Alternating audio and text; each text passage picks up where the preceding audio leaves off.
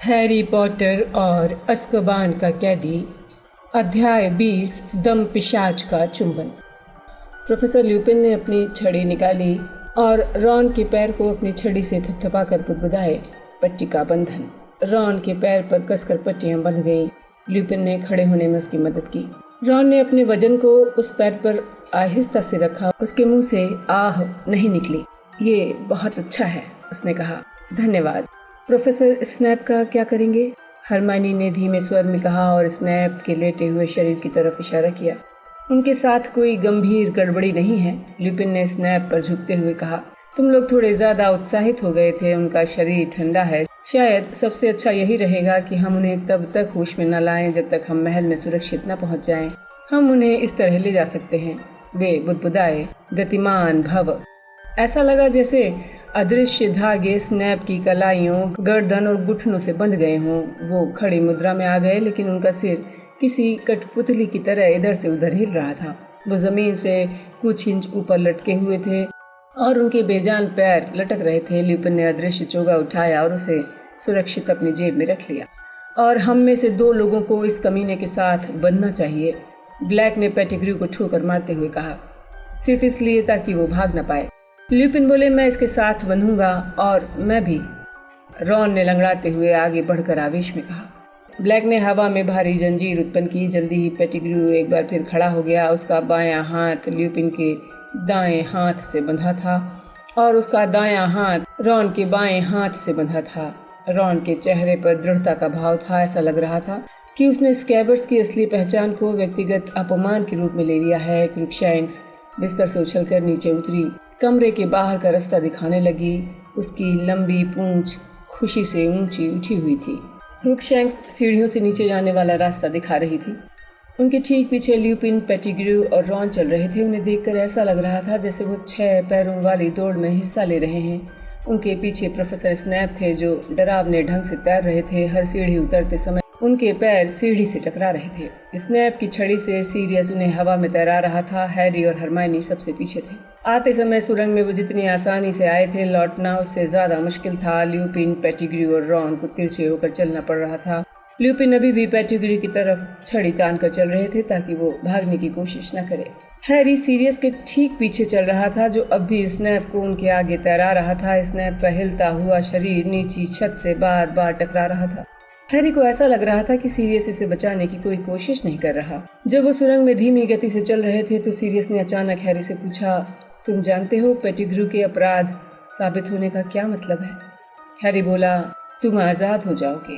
हाँ, सीरियस ने कहा, लेकिन मैं नहीं जानता किसी ने तुम्हें बताया या नहीं। मैं तुम्हारा गॉडफादर हूँ। मैं ये बात जानता हूँ। सीरियस ने दिल कड़ा करके कहा, देखो, तुम्हारे माता पिता ने मुझे तुम्हारा अभिभावक नियुक्त किया था। यदि उन्हें कुछ हो जाए तो। हैरी ने इंतजार किया। सीरियस की बात का वही मतलब था जो वो समझ रहा था। जाहिर है, मैं समझता हूँ तुम अपने अंकल आंटी के साथ रहना चाहोगे, लेकिन फिर भी इस बारे में सोचना कि जब मुझ पर से आरोप हट जाए तो तुम अगर किसी अलग घर में रहना चाहो। हैरी का दिल उछलने लगा। क्या मैं तुम्हारे साथ रहूंगा? उसने कहा और हड़बड़ी में उसका सिर छत से बाहर निकले एक पत्थर से टकरा गया। डर्सली परिवार को छोड़ दूं? जाहिर है, मुझे लग रहा था तुम ऐसा नहीं करना चाहोगे। मैं समझता हूँ, मैंने तो बस यूं ही सोचा कि। सीरियस ने तुरंत कहा। उसकी आवाज भी सीरियस की आवाज की तरह कांप रही थी। क्या तुम पागल हो गए हो? निश्चित रूप से मैं डर्सली दंपत्ति को छोड़ना चाहता हूँ। क्या तुम्हारे पास घर है? मैं कब रहने आ सकता हूँ? हैरी ने कहा। सीरियस उसकी तरफ देखने के लिए पलटा। स्नैप का सिर छत से टकरा रहा था, लेकिन सीरियस को उसकी कोई परवाह नहीं थी। तुम सचमुच मेरे साथ रहना चाहते हो? सचमुच? हाँ, सचमुच, हैरी ने कहा। सीरियस के दुबले चेहरे पर पहली बार सच्ची मुस्कुराहट दिखी थी। इससे जो अंतर पड़ा उसे देखकर हैरी हैरान रह गया। मुस्कुराता हुआ सीरियस 10 साल युवा दिखने लगा।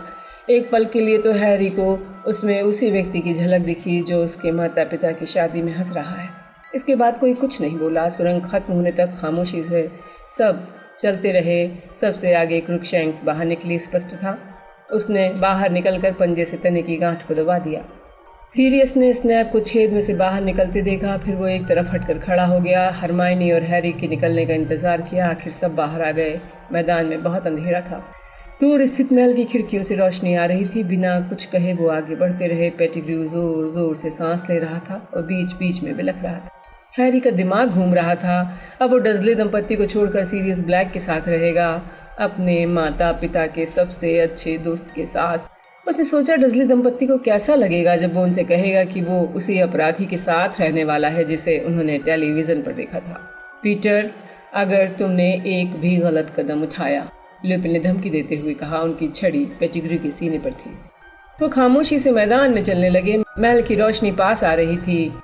स्नैप सीरियस के आगे अजीब तरीके से उड़ रहे थे। उनकी ठुड्डी उनके सीने से टकरा रही थी। तभी अचानक एक बादल हट गया और जमीन पर धुंधली छाया दिखने लगी। स्नैप, ल्यूपिन, पेटिग्रू और रॉन से टकरा गया। वो अचानक रुक गए। सीरियस अपनी जगह पर मूर्ति की तरह खड़ा हो गया।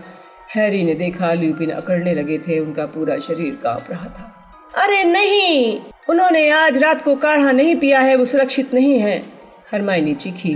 भागो भागो तत्काल, सीरियस फुसफुसाया। लेकिन हैरी नहीं भाग सका। इसका कारण यह था कि रॉन पेटिग्रू और ल्यूपिन के साथ जंजीर से बंधा था। वो रॉन को बचाने के लिए कूदा। सीरियस ने उसे पकड़कर पीछे की तरफ उछाला। उसे मुझ पर छोड़ दो, भागो। भयानक कुर्राहट की आवाज आई। ल्यूपिन का सिर लंबा हो रहा था, साथ ही उनका शरीर भी। उनके कंधे झुक रहे थे। उनके चेहरे और हाथों पर बाल उग रहे थे। हाथ पंजों में बदल रहा था। क्रुकशैंक्स के बाल एक बार फिर खड़े हो गए। वो दूर हटने लगे। जब नरभेड़िया अपने लंबे जबड़े किटकिटाता हुआ पीछे हटा तो सीरियस हैरी के पास से गायब हो गया। उसने अपना रूप बदल लिया और किसी भालू जितना बड़ा कुत्ता लपक कर आगे आया। जैसे ही नरभेड़िया जंजीर से आज़ाद हुआ, कुत्ते ने उसकी गर्दन पकड़कर पीछे खींचा। रॉन और पेटिग्रू से दूर किया। गुत्थम गुत्था होकर वो एक दूसरे के पंजे और जबड़े पर प्रहार कर रहे थे। हैरी खड़ा खड़ा इस दृश्य को मंत्र मुग्ध देख रहा था। उसका ध्यान लड़ाई पर था। वो किसी और की तरफ नहीं देख रहा था। हरमाइनी की चीख ने सावधान किया। पेटिग्रू ने ल्यूपिन की गिरी हुई छड़ी की तरफ छलांग लगा दी। इस वजह से रॉन की पट्टी बंधे पैर का संतुलन बिगड़ा। वो गिर पड़ा। एक धमाका हुआ, विस्फोट, और रॉन जमीन पर बेजान होकर गिर पड़ा। एक और धमाका। क्रुकशैंक्स हवा में उछली, धप से जमीन पर गिरी। निरस्त्र भव, हैरी अपनी छड़ी पेटिग्रू की तरफ करते हुए चीखा। ल्यूपिन की छड़ी हवा में काफी ऊपर उछली। हैरी आगे की तरफ भागते हुए चीखा, जहां हो वहीं रहो। लेकिन देर हो चुकी थी। पेटिग्रू रूप बदल चुका था।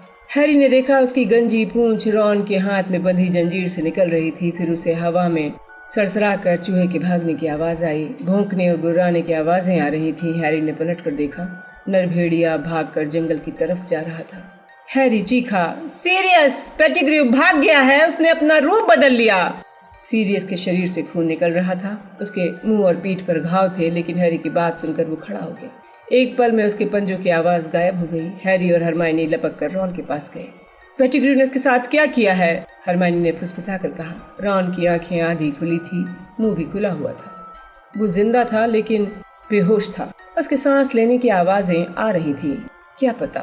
हैरी ने हताशा में चारों तरफ देखा। ब्लैक और ल्यूपिन दोनों चले गए थे। उनके साथ स्नैप थे जो बीच हवा में बेहोशी में झूल रहे थे। हैरी ने अपने आंखों से बाल हटाते हुए समझदारी से सोचने की कोशिश की।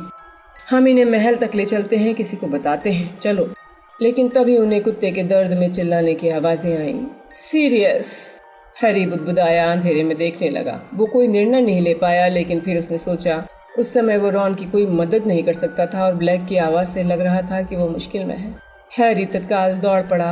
हरमाइनी उसके पीछे दौड़ रही थी। चीख झील के पास से आई थी। वो उसकी तरफ भागी। तेज दौड़ने के बावजूद हैरी को ठंडक का एहसास हो गया था।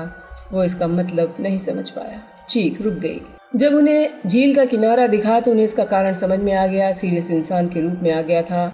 वो कुत्ते की तरह हाथ पैर के बल बैठा हुआ था। उसके हाथ उसके सिर पर थे। नहीं नहीं, रहम करो, वो कराहा। फिर हैरी को वो दिख गए। कम से कम 100 दम पिशाच झील के चारों तरफ से उड़ते हुए उनकी तरफ आ रहे थे। वो घूमा। अपने भीतर जाना पहचाना बर्फीला एहसास उसे होने लगा। दम पिशाच अंधेरे में हर तरफ से आ रहे थे।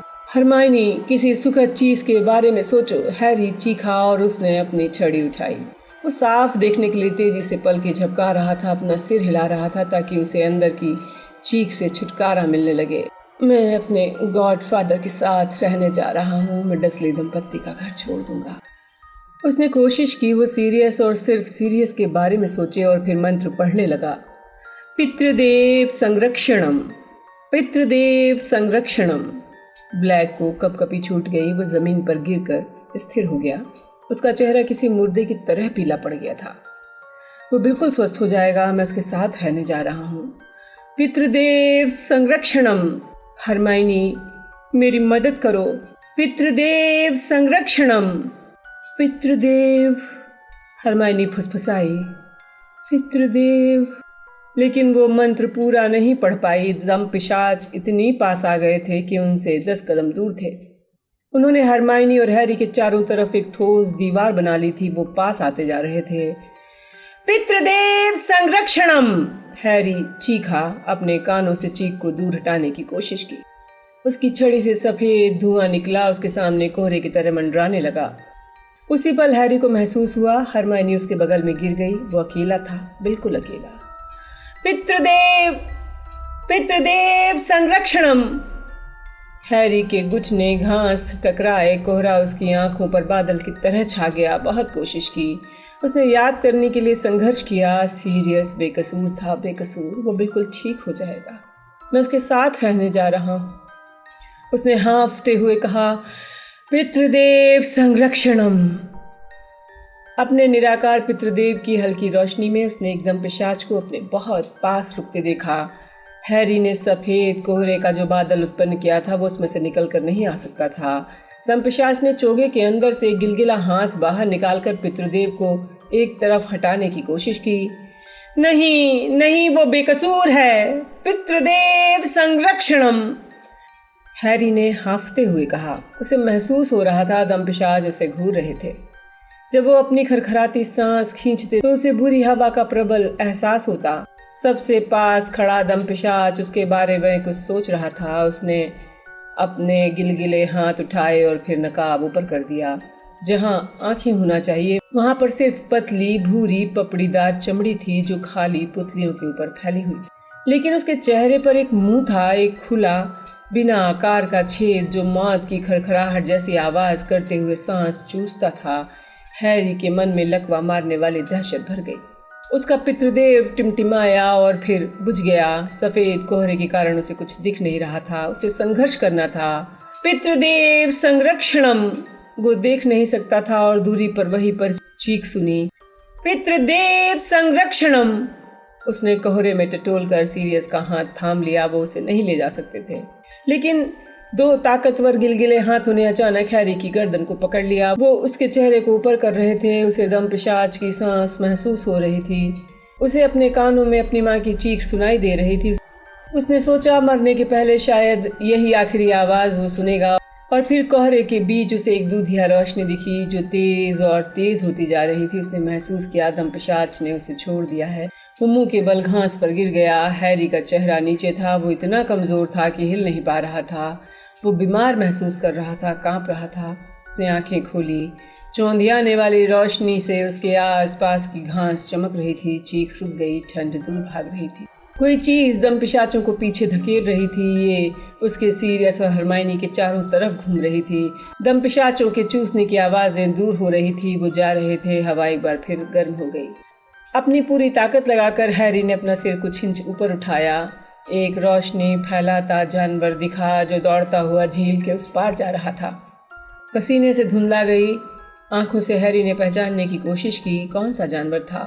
वो यूनिकॉर्न की तरह चमक रहा था। होश में रहने के लिए संघर्ष करते हुए हैरी ने देखा वो जानवर दूसरे सिरे पर पहुंचकर रुक गया। एक पल के लिए हैरी ने उस जानवर की रोशनी में देखा कोई उस जानवर का स्वागत कर रहा है। उसे छूने के लिए अपना हाथ बढ़ा रहा है।